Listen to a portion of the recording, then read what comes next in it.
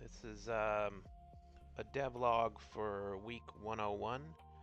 Um, so I didn't post this last week because something happened this week that I wouldn't say threw me off track, but it really warranted me taking a week off from the project in order to recoup and recover. I won't go too deep into it, but basically, um, my long-term, my pet, my dog, came to the end of her life. Pretty much, it was a whole ordeal, and I think it started last Tuesday, and it progressed very quickly to where it kind of ended over the weekend, and I um, I went through a whole ordeal emotionally, and after that happened, I wasn't ready to pick up my work on Monday and continue as if nothing happened. I had to really take the time to put myself back together and grieve and heal and all that stuff. But as an entire week went by, I feel a lot more mentally stable and steady, and now I'm ready to start working again next Monday, moving forward on the project. But I just needed that week to really set things aside and get things done. So um, I'm making this devlog for the week before, this week 101, and so we'll talk about what I actually did that that week before all this happened. So um, starting on the week, I was working the 2 hour sessions, working more to get the level 1 artwork done, and I was able to get that all wrapped up and put into the main menu process like you saw in the demo there. So that was good. And then I did I went and did some more work um,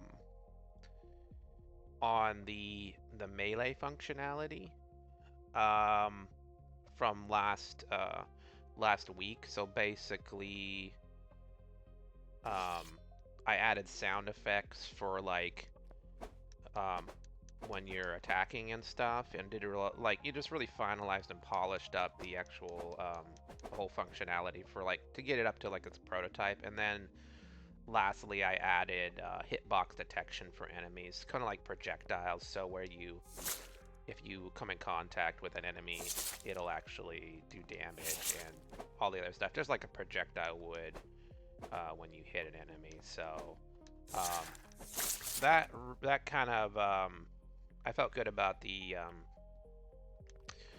base melee functionality prototype going on here. There's always ways I can add and improve and maybe do more move sets and all that stuff. But when it comes to like a base functionality for the prototype, that's all ready to go and ready and working. Um, so the next thing I moved on to, I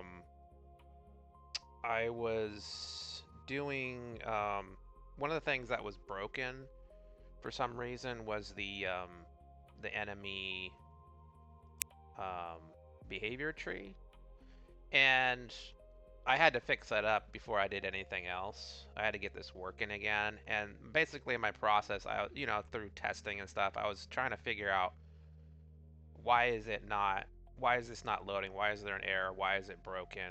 What happened?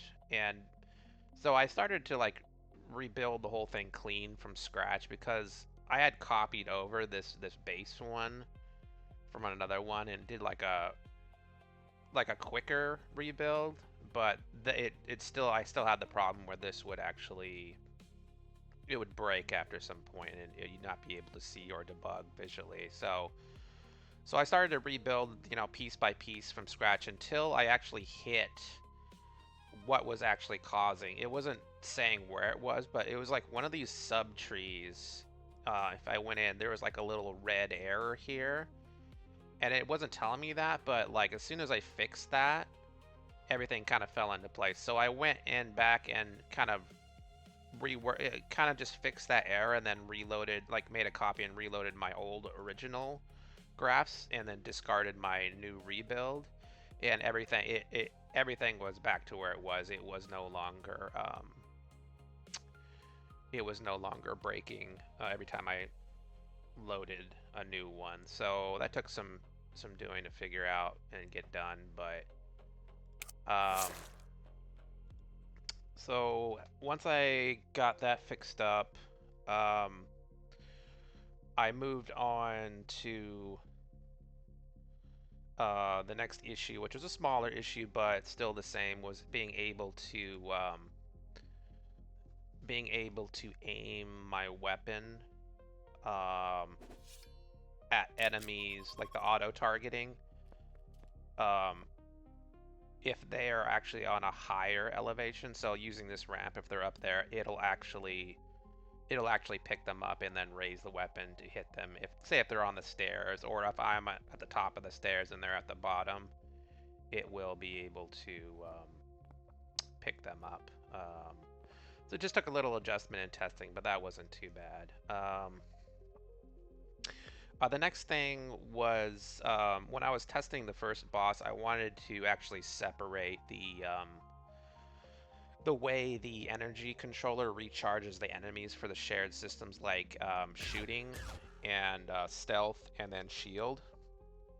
I wanted them to kind of work independently, so I can actually, for mechanics tuning, I could tune them individually instead of them being shared, because there was issues with like gameplay where, you know, if they're all on a shared system, I could just wait till the core energy recharges and then constantly spam my stealth. And this way I can control stealth independently, where that doesn't recharge as fast compared to the other things and whatnot. So then I added things like if you're in cover, like you get a little bit of a recharge boost. So I can actually control those individually. But the problem with moving them to their own systems, I had to kind of abandon my original UI. I'm kind of going for a minimalist UI where I don't want things on the screen all the time, but I need some sort of way to signify the actual level of the current energy you're using to the player. So, um, one of the things I so I was kind of like, okay, maybe I'll just go with bars, but I have to make them look pretty good. So I was trying to figure out a way to do like an energy bar, and I could do something basic or whatever, but um, like I was looking at the asset store, I was like, oh, maybe there's something I can use that looks pretty good. At the end, yeah, there really wasn't anything that I spotted that I was kind of having in mind. Like this was really what you see now is really what my vision was looking like, just kind of this like, you know, energy bar thing, not just like a standard UI or whatever. But um, after some time where I couldn't really, you know, find something, I just decided to go and work and do some more shader graph work. I have a little bit of experience in that, so I kind of did it again, where it's like, okay, let's start and just after a bit of work, I was able to get like something that I thought was pretty good, and then I got it on, because it's a little bit different. We're working with shader graph on UI, not like anything else like in-game objects or anything. So, but it was a bit of work to get, you know, all the effects working, like, and the controllers working to like kind of change the UI to like grow and shrink depending on the level and whatnot. So a lot of testing, a lot of work, but I eventually got it to where there's 3 separate bars. You don't really see the green bar down below, but when you're getting hit, well, maybe I can simulate that with the, yeah, here we go. So it won't, when you're getting hit, but when you're actually recharging, it'll show the energy level and it recharging. Um, and So that was looking good for the UI, and I was testing out the shooting, and, energy recharging and the stealth, and that was all looking good. But when I came over to the to test out the shield energy recharging, something was really wrong. I mean, absolutely wrong. Um, the shield, the entire shield functionality was completely broken. I think um, this was due to when I had to rework the armature, I broke everything else, and this is just one more piece of the armature where I forgot to repair, and it was really off because my new armature, it actually has like a hundred uh, 100 scale on it, so that means um, the actual the original shield model or whatever, I kind of had to rework it. I had to rebuild it, and I think it actually turned out better. Like I excluded the tail and the coat and all that, and just focused on the body, and I think it actually looks better overall.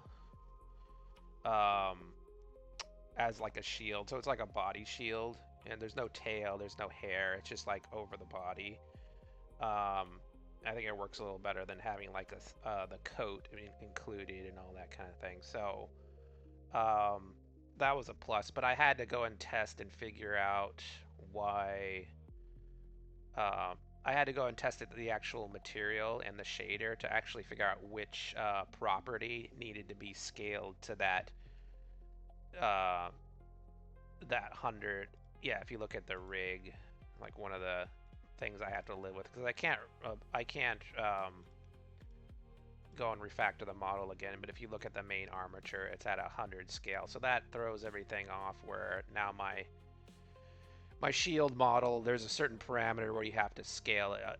You have to scale it up relatively accordingly. But I finally figured that out and got it working pretty decently. But then I was noticing other problems, like the actual shield, I guess, recharge, or there's some issues with like the way the actual shield was recharged under certain circumstances where on the surface it looked good, but if you did like shield hitting in a certain way, like the actual recharge, reload, all that process was actually quite dysfunctional. I was surprised. I thought I had moved past that, but so I dove into it, and what really was the problem was that I was running a bunch of like coroutines based off this and that, and in certain conditions, like with the shooter tester, the actual coroutines were actually running into each other and causing a bunch of mayhem. So I've had things like that before.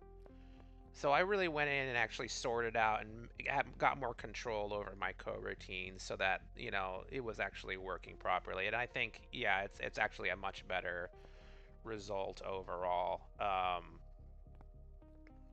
And either it recharges or it does a full reload, and it works with when you're stealthed as well. So there was a bunch of issues, but I think now the whole shield um, the whole shield thing is all back in order, working good now. So um, that was coming to the end of the week. It was a bit of a pain to do, but fixing that up, it's looking good. The next thing I was working on after that, I was working on some cover issues, like, because there's things like um, there's some general issues with cover, like maybe I can actually see what's going on here. Yeah. Eh. So in cover, there was things going on. Let's get a shooter tester. Where, let's just say, I can move this back here. if I was going to cover like a larger cover like this, it should show me a image. It's not working now, but usually it would show like a marker image, like if you're transitioning to cover, it would show whether you're going to transition crouching or transition standing, and it always default to the the actual crouching. So I needed to make sure like that um, that was working. That was working all right. And I got that working, no problem. But along the way, I actually loaded up my level 1, and previously I had I had gone in and did like a patch fix to like to kind of like painstakingly gone through the whole level and like, oh, this is broken again. Let me adjust these little gizmos and get all these things connected again, right? And I put a little patch in there and say, okay, they're all fixed. Under no circumstances should you disconnect or remove. Just make it static. So the configuration now is all been fixed and tested throughout the level. Don't change anything, right? Well, I come back now to level 1 and everything is broken again. Like there's all these, disconnected cover lines, just like before. And I'm just like, okay, I have no choice but to go in and fix their broken cover line system or however it is calculating how to actually connect all these cover lines together. I have to go into the logic and really understand this time and really fix it properly, like step by step, you know what I'm saying? So I took the time to do that, and um, I got a good understanding of what was going on. For some reason, like they have this system where it's actually backwards. It's not true to where the way that the local transform forward is facing. It's actually the opposite. So I refactored and tested everything according to the true forward, like right is left, left is right. And that really, I went through all the edge cases. If I spot another edge case later, I can fix that because I understand the system now. But when I got to the end of it, did a lot of testing and work to really fix their broken system. I was able to, there was like some major problems where um, it just wasn't working right, but I sorted through all those issues. Like one of the issues is like the ray casting. It was including the default layer, but also properly it was including the trigger layer. Since these are on their own layer, I'm trying to keep the layers down to a minimum because I only have a certain amount of layers. But the problem was it was actually ray casting to my other trigger layer, which is like the light, I guess the light tiles or something, and it was saying, oh, it's a light tile. It's not actually another cover point collider, right? So it's just going to like fail silently and break, right? So I made sure to do a more robust raycast, to get the actual cover point. Yeah, it was just a little bit too flimsy the way theirs worked, and I kind of had to really test through. But I sorted through all the edge cases until like pretty much every one of my cover points throughout the level had fixed themselves. Like they were, um, everything was connected without me having to go and fiddle around with offsets and all that and manually fix it. So the system was repaired and works with my own system. The only problem is that I tested it to actually switch it around to the true forward, which made sense in my head.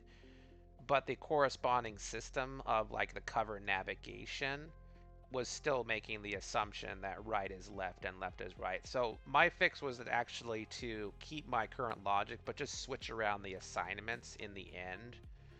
and that allowed the legacy cover controller movement system to actually function properly. Because at that point, it was totally messed up. I would have to go and retest the cover controller top to bottom in order to get things working left to right, right to left. But yeah, so that took some doing, but it was worth it because I'd always been struggling with this cover breakage, link breakage problem, and my little patch didn't really solve the problem. But now I really understand the system, how it works, and now it's fixed up properly. It's pretty solid. So um, that took some time to do, but I got the rest of cover any of these other cover issues solved, and moving through, and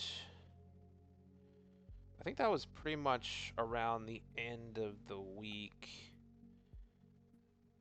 And the last thing I was doing for the end of the week, um, just small things like stop move. One of the stop move, like now a stop move includes like my entire body length. So no longer does it have to be at the feet or at the head. Like if there's a obstruction like right in the middle of my body, it will detect it as a full stop move. So no longer will I be running into a wall and continuing to sprint forward, and be blocked. Now a stop move applies to the entire body length. Um, and then the other thing I did, the next thing I was working on, I had to kind of, it wasn't too difficult, but I got the idea when I was working on the uh, the mech player controller, that I could use U motion in order to kind of make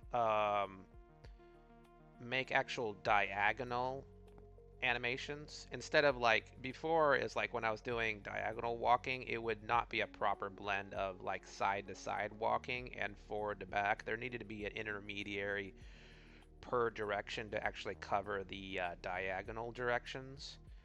So I went into U motion and I did my first attempt actually.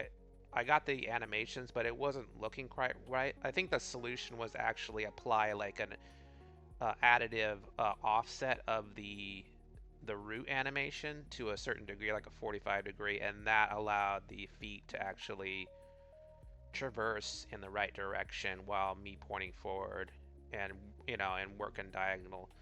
I tested a bunch, and I got it to a place where I'm actually satisfied with it. It looks far better than it did before, and the end result looks semi decent. There, if you look closely, there's a little bit of the way she moves her head a little bit, but that kind of really fine polish, I think it's more than acceptable for the end result. So that's actually looking pretty good and better. Um, I was also working on one of the things I wanted to do was like restrictions on jumping, right? So when I'm doing a jump, previously it would be like Mario or something where if you're in the air, you could actually change course you could like jump forward and then in midair like physically like move back to where you were, right? And that didn't really feel right. I wanted to add a little bit more realism where it's like if you're jumping, you're kind of physically unable to change course direction. I didn't want it completely off where it's like if you leave the ground, like you're going in the direction where you lifted off from. So I was able to find the right place, and basically the solution was to kind of kind of keep the last input while you were moving and apply that, but also take into account the current input and kind of like lerp a percentage of that into the total. So you will see when you're in the air, you can adjust it a little bit, but it's only like 20% control. And I think that actually feels and works a lot better in my opinion.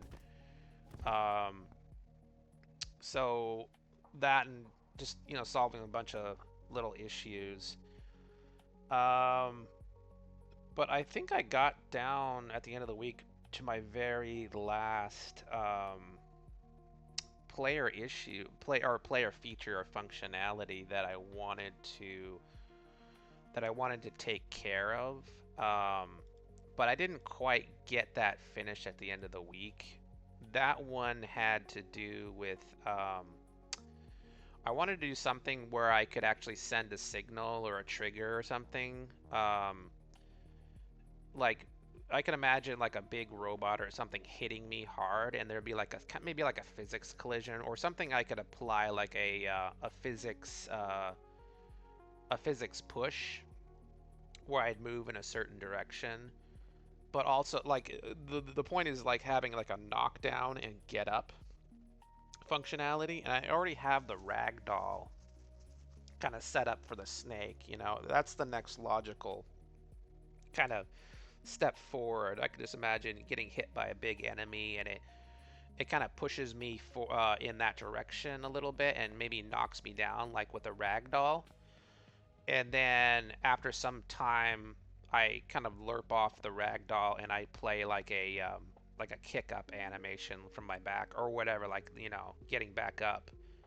So I was in the process of that, working with the ragdoll and kind of testing out and figuring out how do I was kind of doing things like a separate ragdoll, and I got the actual. I had this I had this ball set up this as a physics. I wanted to do a ball and chain, but that was too much for testing. But basically, I built this ramp where a ball comes down, and it has a rigid body, and it hits the player, and it kind of. I got it to the point where it'll actually apply a force to the player's rigid body, so they'll move. But I've actually implemented some logic where it will trigger the force, but then it'll actually trigger the ragdoll as well. I got the kick up animation working, but it's not quite there. There's something. It's gonna take a little bit more work, but as you can see, like where I have it now, I'll just enable the I'll just enable this. It's pretty crazy. It's pretty wild. I tried different things like allowing it to apply force to the the whatchamacallit, the uh, the ragdoll rigid bodies, but it kind of just goes crazy and all over the place. So I had it like 70% there, but there's still something where I have to get like a finer control over it. So that's pretty much for next week, and that's gonna be the last player